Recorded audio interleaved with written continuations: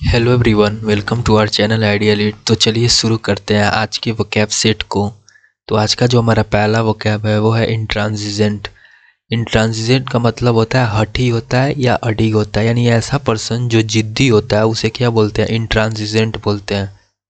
इसको क्या बोलते हैं, स्टबबॉर्न भी हम बोल सकते हैं। यहाँ पे लिखा हुआ है unwilling to change one's views और एटीट्यूड, यानी ऐसा पर्सन जो अपना खुद का जो व्यूज होता है, मतलब पॉइंट जो होता है, और एटीट्यूड चेंज ना करे, यानी स्टबबॉर्न हो, जिद्दी हो, उसे क्या बोलते हैं, इंट्रांजिजेंट। सिनोनिम हो जाएगा रिजिड हो जाएगा, ऑब्स्टिनेट हो जाएगा, इनफ्लेक्सिबल हो जाएगा, और अपोजिट हो जाएगा फ्लेक्सिबल हो जाएगा, एकोमोडेटिंग हो जाएगा, यील्डिंग हो जाएगा। फिर मूव करते हैं नेक्स्ट वोकैब की तरफ। जो नेक्स्ट हमारा वोकैब है प्लाउडिट है। प्लाउडिट का मतलब होता है प्रशंसा करना या सराहना करना। Means an expression of praise और अप्रूवल, यानी एक एक्सप्रेशन किसका, प्रेज और अप्रूवल का। प्लाउडिट यानी प्रशंसा करना। इसको याद हम कैसे कर सकते हैं, देखो प्लाउडिट किससे शुरू है, पी से शुरू हो रहा है, और प्रशंसा भी प्रशंसा करना में पी का साउंड निकल रहा है कि नहीं, तो दोनों पी से शुरू हो रहे हैं। तो ऐसे याद कर लो, प्लाउडिट यानी प्रशंसा करना, एक्लेम करना, अप्लाउज करना या कमेंड करना। कमेंड करना मतलब भी क्या होता है, प्रशंसा करना। क्रिटिसिज्म हो गया, सेंसोर हो गया, निंदा करना होता है सेंसोर का। रिव्यू मतलब फटकार लगाना, ये सभी क्या हो जाएगा, इसके अपोजिट हो जाएंगे। फिर नेक्स्ट हो गया जो हमारा है स्पोरेडिक। स्पोरेडिक का मतलब होता है छिटपुट होता है या अनियमित होता है, यानी ऐसा चीज़ जो रेगुलर ना होता है, कभी कभार, आज हुआ फिर कल हुआ फिर परसों हुआ, ऐसे करते मतलब एक इंटरवल पे होता है, उसे क्या बोलते हैं, स्पोरेडिक बोलते हैं, छिटपुट बोलते हैं, अनियमित। ऑक्यूरिंग एट इरेगुलर इंटरवल, यानी इरेगुलर इंटरवल पे होता है। ओकेजनल यानी कभी कभार, स्कैटर्ड मतलब बिखरा हुआ है, इंटरमिटेंट, और इसका अपोजिट क्या हो जाएगा, जो हमेशा होता है, फ्रिक्वेंट, रेगुलर, कांस्टेंट, लगातार, उसे इसका अपोजिट हो जाएगा, कांस्टेंट यानी लगातार। स्पोरेडिक मतलब क्या होता है, छिटपुट या अनियमित, इरेगुलर इंटरवल पे होने वाली चीज़ें। हम नेक्स्ट वोकैब देखते हैं अपना। तो जो नेक्स्ट वोकैब हमारा एसोटेरिक है। एसोटेरिक का मतलब कोई भी ऐसा चीज़ जो सबके समझ में ना आए, यानी क्या हो, कॉम्प्लेक्स हो, कॉम्प्लेक्स। तो इसको याद हम कैसे कर सकते हैं, देखो एसोटेरिक कहाँ पे ख़त्म हो रहा है, सी पे ख़त्म हो रहा है, और कॉम्प्लेक्स कहाँ से शुरू हो रहा है, सी से। यानी जो चीज़ एसोटेरिक होगा वो चीज़ कॉम्प्लेक्स होगा। यानी एसोटेरिक का मतलब गूढ़ होता है या सीमित लोगों के लिए, यानी कुछ ही लोगों के समझ में आए। इंटेंडेड फॉर और understood by a small group, यानी कुछ लोगों के समझ में आने वाला चीज़। ऑब्सक्यूर हो गया, आर्केन हो गया, एब्स्ट्रूज हो गया, जटिल होता है, कॉम्प्लेक्स होता है।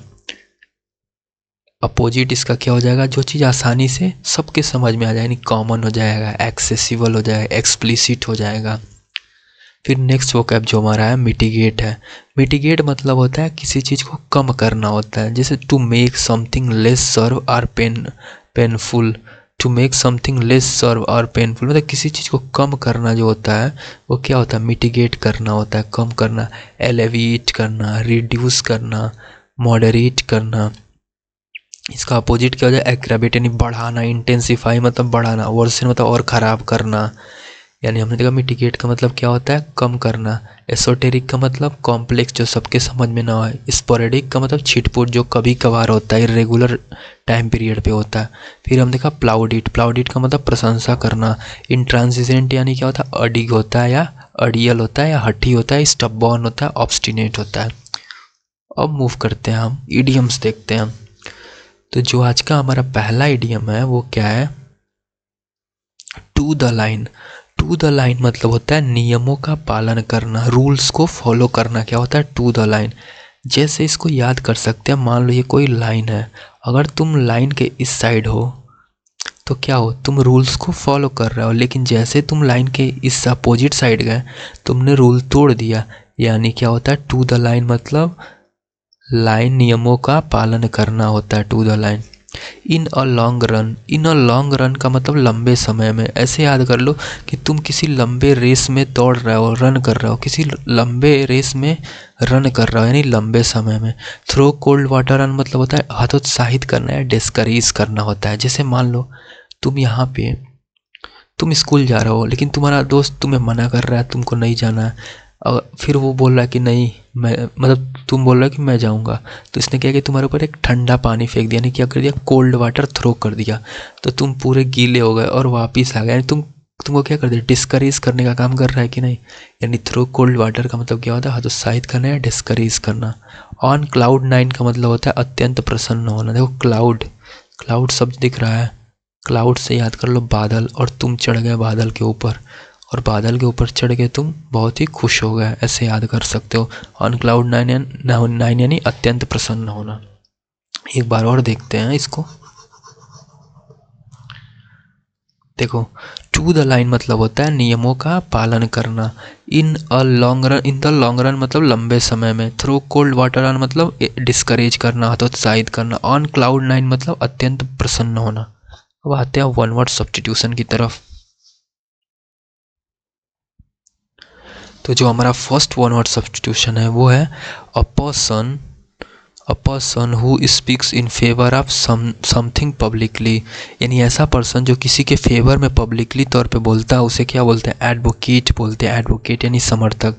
जैसे तुम हो अगर यहाँ पे और चार लोग खड़े हैं और तुम्हारा दोस्त भी है, तो तुम्हारा दोस्त क्या बोल रहा है, इन लोगों के सामने क्या बोल रहा है, तुम्हारे फेवर में बोल रहा है, तुमको सपोर्ट करने का काम कर रहा है, यानी तुम्हारा समर्थक है वो, सपोर्ट कर रहा है, तुमको समर्थन दे रहा है, यानी क्या हो जाएगा, ये तुम्हारा एडवोकेट हो जाएगा। यानी एडवोकेट कौन होता है, एडवोकेट ऐसा पर्सन होता है जो किसी के फेवर में बोले।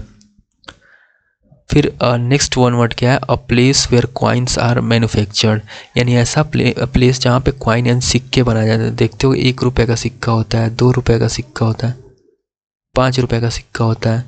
ये सिक्का जो दिखता है तुमको, ये कहाँ बनाया जाता है, उसी के बारे में पूछ रहा है। A place where coins are manufactured, ये ऐसा प्लेस जहाँ पे कॉइन्स मैन्युफैक्चर किए जाते हैं, उसे क्या बोलते हैं, ट्रेजरी नहीं बोलते हैं, मिंट नहीं, सॉरी मिंट बोलते हैं, बैंक नहीं बोलते, वॉल्ट नहीं बोलते, मिंट बोलते हैं। ऐसा प्लेस जहाँ पे कॉइन बना, टकसाल इसे बोलते हैं, जहाँ पे कॉइन मैन्युफैक्चर किया जाता है।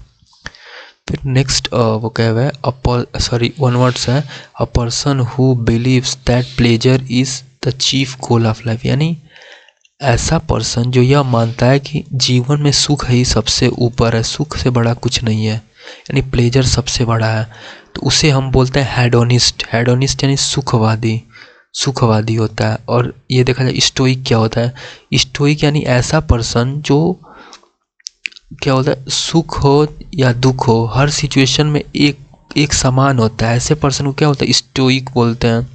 एस्थेटिक यानी होता है तपस्वी होता है। हेडोनिस्ट तो मैंने बता ही दिया, सुखवादी। फैटलिस्ट यानी भाग्यवादी, जो भाग्य पे ज़्यादा भरोसा करता हो। फिर नेक्स्ट वन वर्ड देखते हैं। नेक्स्ट वन वर्ड हमारा है a person who shows excessive concern for minor details और रूल्स और हु डिस्प्लेज लर्निंग अननेसेसरली। यानी सिंपल लैंग्वेज में अगर मैं बताऊं तो ऐसा पर्सन जो छोटी छोटी बातों पे ज़्यादा जोर देता हो, ट्राइवल चीज़ों पे यानी छोटी छोटी फालतू की बातों पे ज़्यादा जोर देने का काम करता हो, उसे क्या बोलते हैं, तो उसे हम लोग पेडेंट बोलते हैं। पेडेंट, दिखावटी विद्वान। पेडेंट यानी ऐसा पर्सन जो छोटी छोटी बातों पे क्या देता हो, ज़्यादा जोर देने का काम करता है, उसे क्या बोलते हैं, पेडेंट बोलते हैं। अब मूव करते हैं आगे। तो जो हमारा नेक्स्ट क्वेश्चन है वो स्पेलिंग से रिलेटेड है। कह रहा है economic dash depends on balanced fiscal policies. तो यहाँ पे हमें फिल करना है इन 4 ऑप्शन में से, और करेक्ट स्पेलिंग किसकी, सस्टेनेबिलिटी की। इसमें से कौन सा ऑप्शन जो है चारों में से सस्टेनेबिलिटी की करेक्ट स्पेलिंग है, तो देखते हैं। तो देखो सस्टेनेबिलिटी में क्या होता है, सस्टेन तक SUSTAIN होता है, जो कि इसमें है। SUSTAIN जो कि इसमें है, हो सकता है। ये SUSTAN दिया है, ये नहीं हो सकता। पहले तो ये पहले से मार्क कर दिया है, इसको हटा दिया जब कुछ देर के लिए। देखो सस्टेन AIN है, ये भी पॉसिबल है। सस्टेन इसमें AIN नहीं है, ये भी एलिमिनेट हो गया। अब देखो सस्टेन तक तो कॉमन है ये और ये। उसके बाद होता है एबिलिटी। एबिलिटी की करेक्ट स्पेलिंग क्या होता है, ABILITY। ABILITY। यहाँ पे कुछ हमने ये सॉरी ये तो हमने पहले ही एलिमिनेट कर दिया, ये 2 ऑप्शन। 1 मिनट, ये तो पहले ही एलिमिनेट कर दिया हमने, ये वाला एक और एक ये वाला। इसमें सस्टेन है, इसमें भी सस्टेन है। फिर एबिलिटी है, आई यहाँ पे है लेकिन उससे यहाँ पे ए होना चाहिए, तो करेक्ट स्पेलिंग क्या होगा, ये सी ऑप्शन हो जाएगा। यहाँ पे ब्रेक करके देख लो, सस्टेन फिर एबिलिटी, सस्टेन फिर एबिलिटी, सस्टेन फिर एबिलिटी। फिर नेक्स्ट हम देखेंगे फ्रेजल वर्ब। फ्रेजल वर्ब जो आज का हमारा है वो है फेज आउट। फेज आउट का मतलब होता है धीरे धीरे समाप्त होना, धीरे धीरे समाप्त होना होता है। To gradually discontinue, the company plans to phase out outdated technology, यानी कंपनी जो है प्लान कर रही है क्या करने के लिए, जो आउटडेटेड यानी पुरानी टेक्नोलॉजी है उसको फेज आउट यानी कम करने के बारे में सोच रही है, धीरे धीरे समाप्त करने के बारे में सोच रही है। यानी फेज आउट का मतलब क्या होता है, धीरे धीरे किसी चीज़ को समाप्त करना। अब आज का हमारा लास्ट क्वेश्चन है होमोनिम से रिलेटेड। तो सबसे पहले तो समझते हैं होमोनिम्स क्या होता है। इसके लिए मैं अलग से वीडियो बना चुका हूँ, अगर आपने नहीं देखा है तो जाइए और देखिए, उसके बाद इस लेक्चर को देखिए।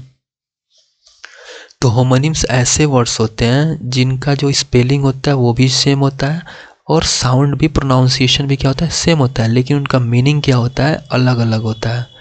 साउंड या प्रोनाउंसिएशन सेम होता है, उसके बाद से स्पेलिंग भी सेम होती है, लेकिन क्या होता है, मीनिंग अलग अलग होता है। जैसे क्वेश्चन में क्या कह रहा है, select the sentence containing homonym of the highlighted word, यानी इस हाईलाइटेड बैंक जो दिख रहा है इसका होमोनिम निकालना है। तो देखो सबसे पहले तो समझो बैंक का मीनिंग क्या क्या होता है। देखो बैंक अगर देखा जाए तो बैंक का दो मीनिंग निकलता है। पहला जिसमें हम पैसा जमा करते हैं, पैसे का लेन देन होता है, फाइनेंशियल इंस्टीट्यूट जिसे बोलते हैं। और दूसरा जो होता है नदी, ये नदी है अगर, तो नदी का जो किनारे होता है उसे बोलते हैं bank of the river, bank of river बोलते हैं। तो चेक करते हैं होमोनिम में क्या होगा, he kept his savings safely in the bank. तो यहाँ किसकी बात हो रही है, फाइनेंशियल इंस्टीट्यूट की बात हो रही है। अगर तुमको इसका मतलब नहीं भी पता होता तो इसको अगर रीड करते, इसको पढ़ते तो तुमको आइडिया लग जाता कि ये फाइनेंशियल इंस्टीट्यूट की बात कर रहा है। एक सेकेंड, फाइनेंशियल इंस्टीट्यूट की बात कर रहा है ये वाला जो बैंक है। तो कोई एक ऑप्शन जो होगा अलग होगा और बाकी तीन ऑप्शन जो होंगे फाइनेंशियल इंस्टीट्यूट की बात करेंगे, तो वही अलग ऑप्शन पता करना है। तो देखो, the company opened a new bank branch in the city, यहाँ पे न्यू बैंक ब्रांच की बात हो रही है, तो यहाँ भी फाइनेंशियल इंस्टीट्यूट की बात की जा रही है, तो ये भी नहीं हो सकता, एलिमिनेट करो। She took a loan from the bank for her studies, loan कहाँ से लोगे, बैंक से ही तो लोगे जहाँ पैसा का लेन देन होता है, यानी फाइनेंशियल इंस्टीट्यूट, ये भी नहीं हो सकता।